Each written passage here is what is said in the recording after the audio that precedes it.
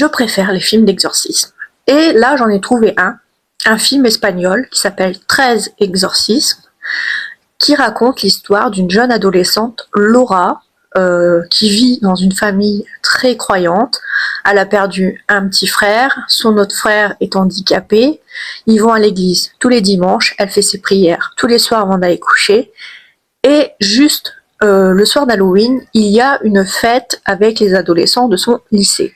Elle rejoint son amie pour aller à la fête. Elle n'y reste pas très longtemps et elle rejoint deux garçons dans un immeuble désaffecté. Et à un moment, le garçon dit cet immeuble est hanté par un esprit et il décide de faire une séance de spiritisme. Il demande à tout le monde de lâcher prise, de fermer les yeux, de lâcher prise afin de faire venir l'esprit. Et il arrive une expérience assez flippante à Laura.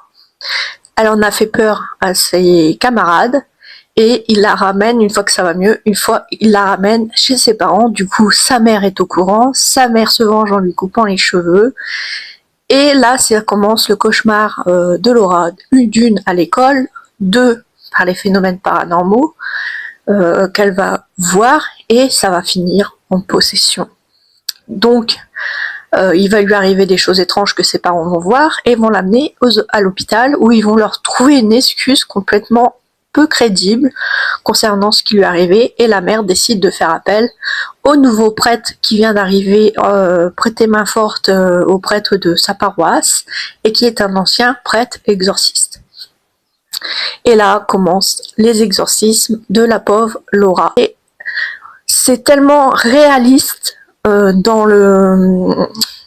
au niveau de la séance de spiritisme, où ça fait vraiment flipper. C'est assez réaliste, c'est juste, on n'en fait pas trop au niveau du paranormal quand elle a des visions ou qu'elle voit des phénomènes paranormaux.